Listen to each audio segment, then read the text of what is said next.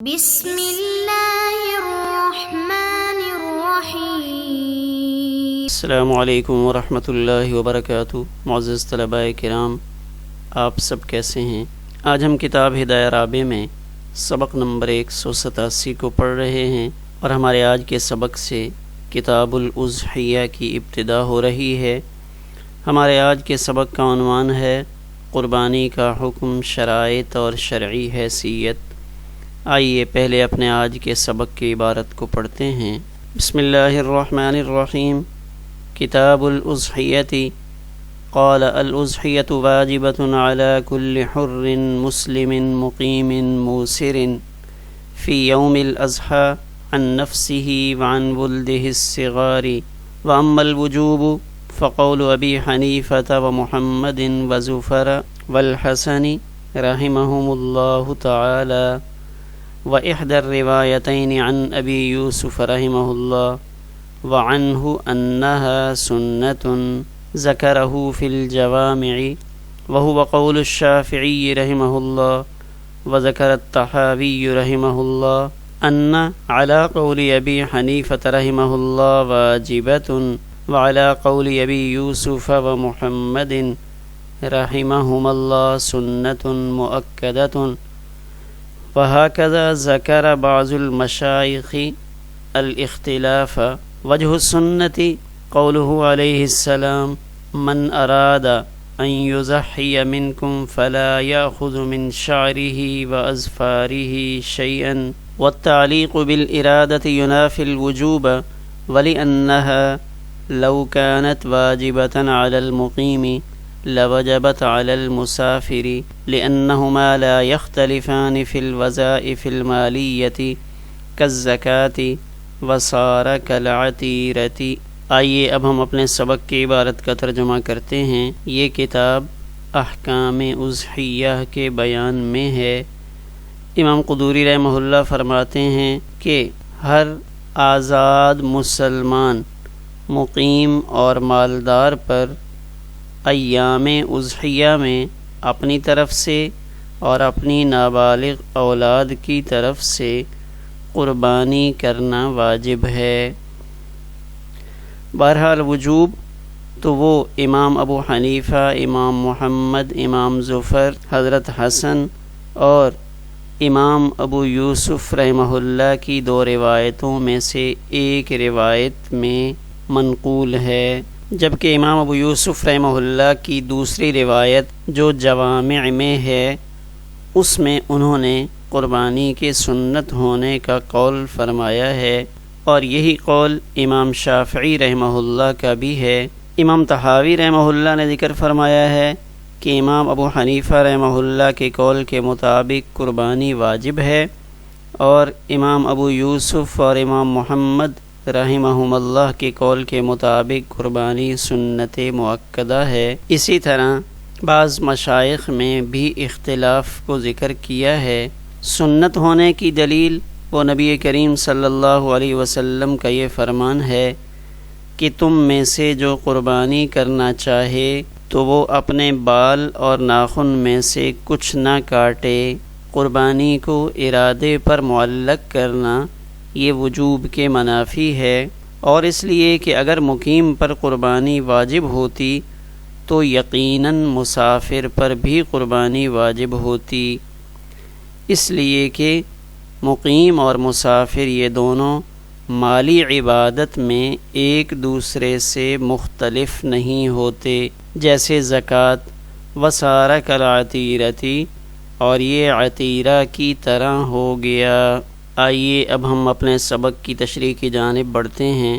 تو ہمارے آج کے سبق میں کتاب الاضحیہ کے عنوان سے ایک نیا موضوع شروع ہو رہا ہے، جس میں قربانی سے متعلق کچھ تفصیل بیان کی جا رہی ہے۔ اب یہ کتاب الاضحیہ ہے اور اس سے پہلے کتاب الذبائح گزرا ہے، تو ان دونوں کے درمیان مناسبت اس طرح ہے کہ دونوں بیان ذبح پر مشتمل ہیں، کہ ان دونوں میں ہی جانور کو بہرحال ذبح کرنے کا تذکرہ ہے، البتہ ذبح عام ہے اور اضحیہ خاص ہے۔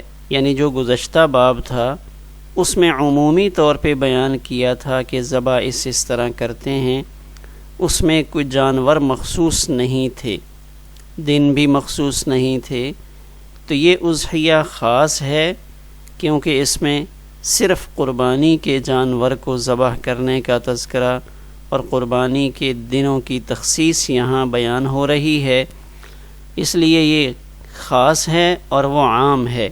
تو صاحب ہدایہ انہوں نے پہلے عام کو ذکر کیا اور عام کو ذکر کرنے کے بعد اب خاص کا تذکرہ کر رہے ہیں۔ قال امام قدوری رحمہ اللہ فرماتے ہیں الاضحیۃ واجبۃ، اضحیہ تو اصل میں صرفی اعتبار سے افعولۃ کے وزن پر اضحویۃ تھا، اور علم الصیغہ میں قاعدہ نمبر 14 کے تحت اس کے اندر تغیر ہوا اور یہ اضحیہ ہو گیا۔ تو اضحیہ لغت میں ایسے جانور کو کہا جاتا ہے جس کو ایام اضحیٰ میں قربانی کے دنوں میں ذبح کیا جائے، گویا کہ یہ تسمیۃ الشیء باسم وقتہ کی قبیل سے ہے، یہ لغوی اعتبار سے۔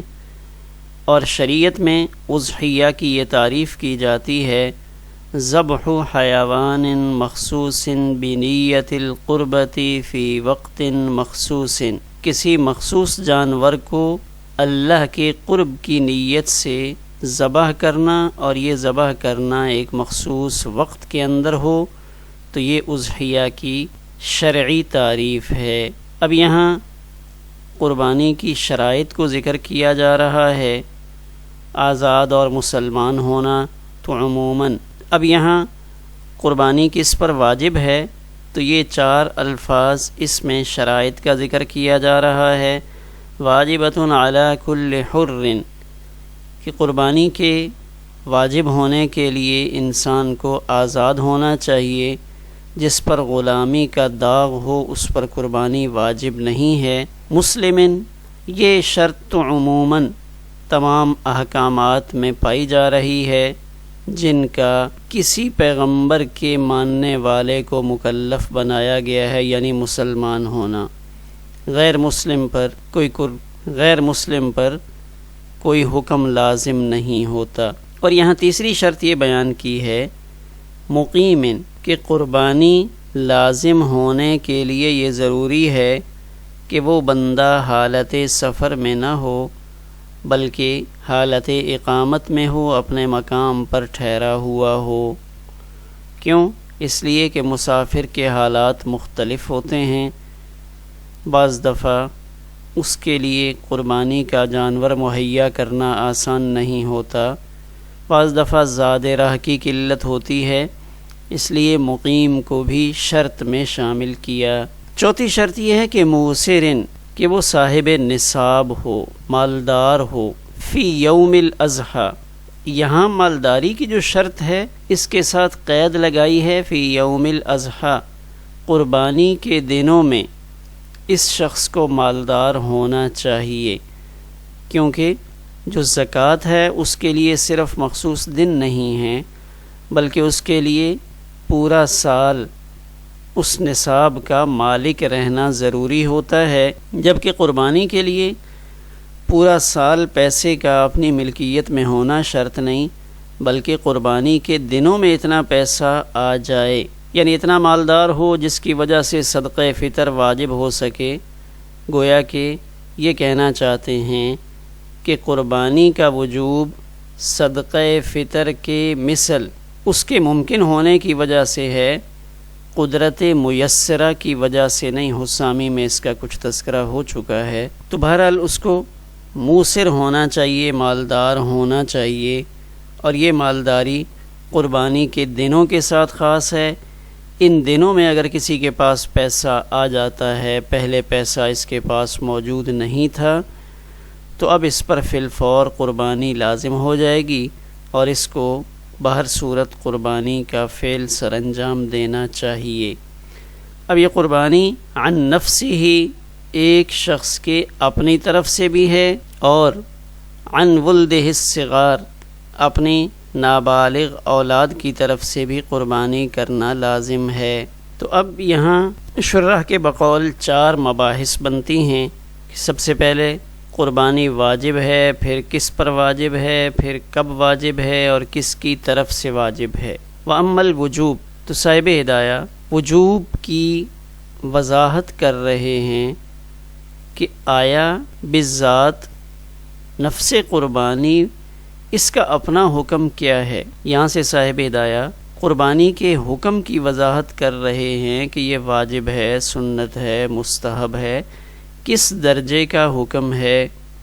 تو یہ پہلی بحث ہے۔ وَأَمَّا الْوُجُوب، تو اب وجوب اور اس کے مقابلے میں سنت مؤکدہ، یہ 2 لفظ ہمارے آج کے سبق میں آ رہے ہیں۔ تو پہلے وجوب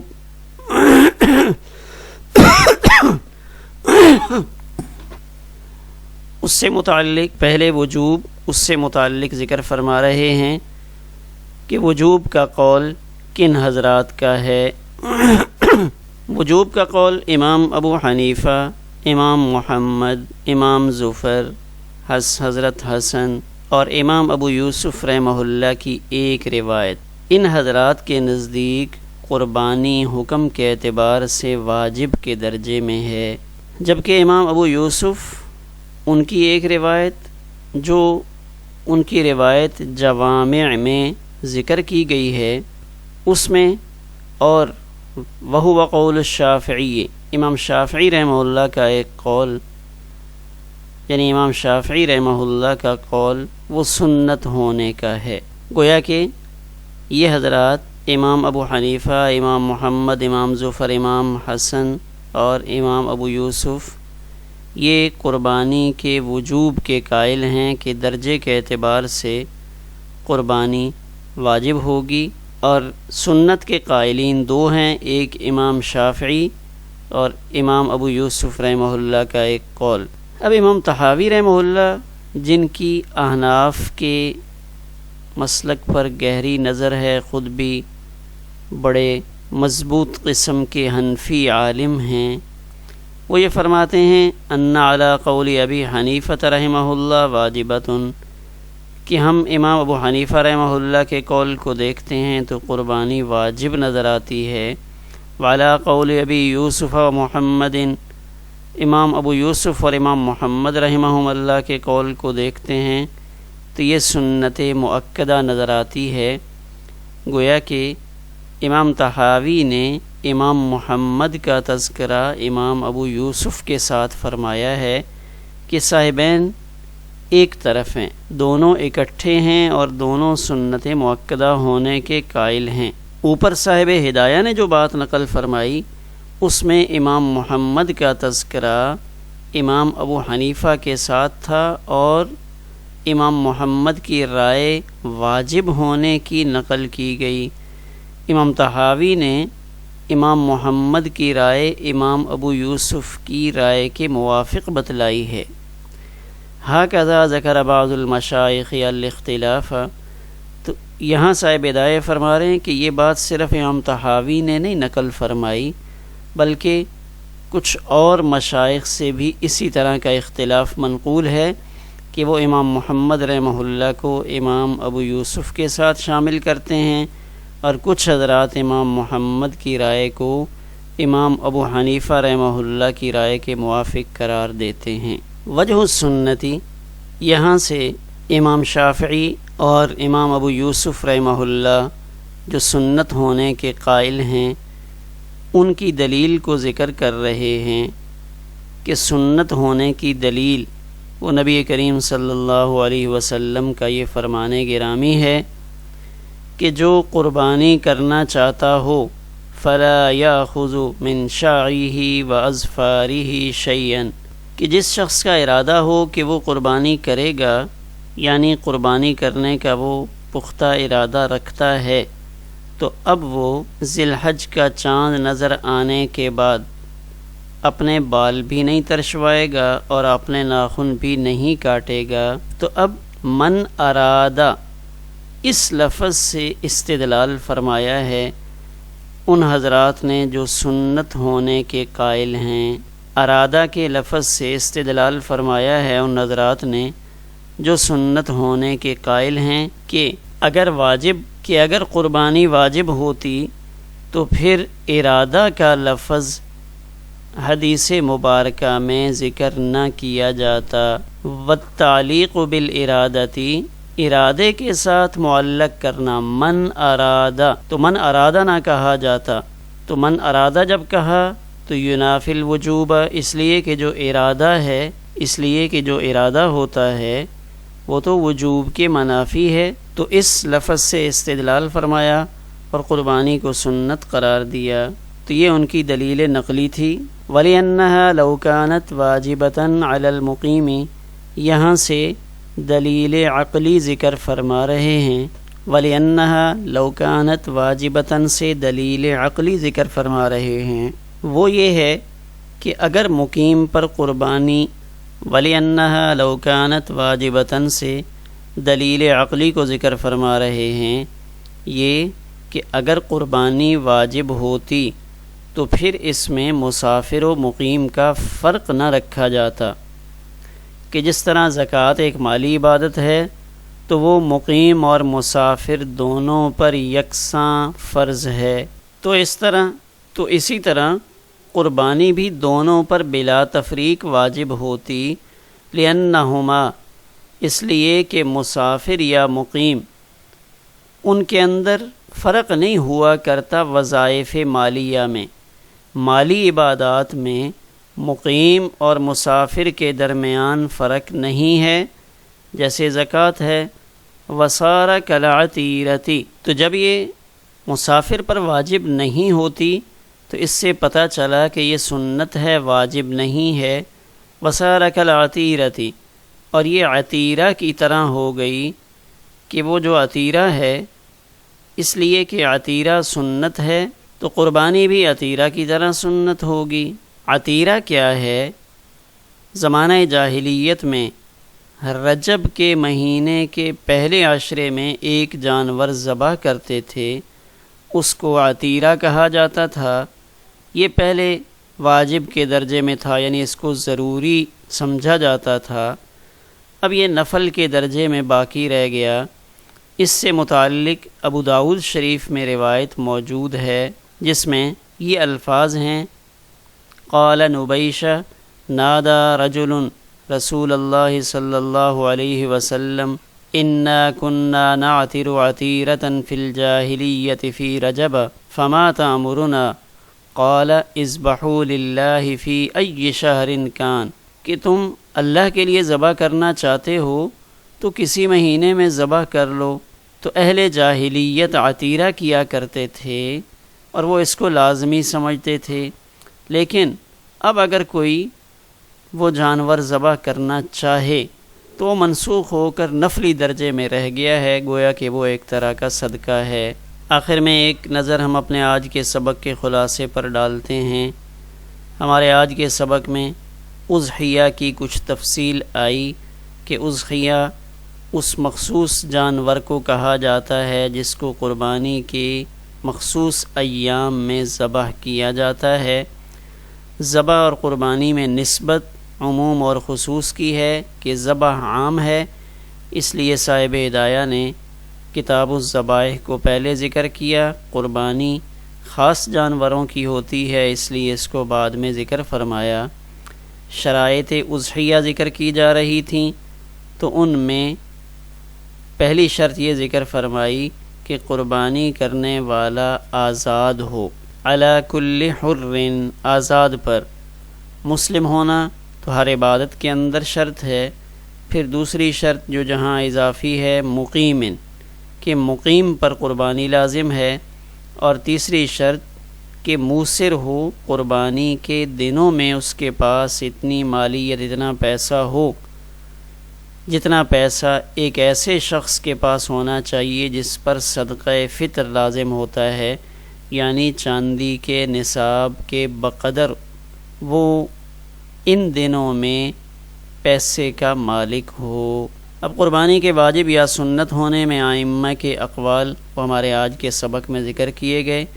امام ابو حنیفہ، امام ظفر، حضرت حسن اور امام ابو یوسف کا ایک قول وہ واجب ہونے کا نقل کیا گیا، اور امام محمد اور امام شافعی اور امام ابو یوسف رحمہ اللہ کا ایک قول وہ سنت ہونے کا ذکر کیا گیا، یعنی قول وہ تو امام ابو یوسف کا ہے، جبکہ امام شافعی رحمہ اللہ کی رائے گرامی قربانی سے متعلق سنت ہونے کی ہے۔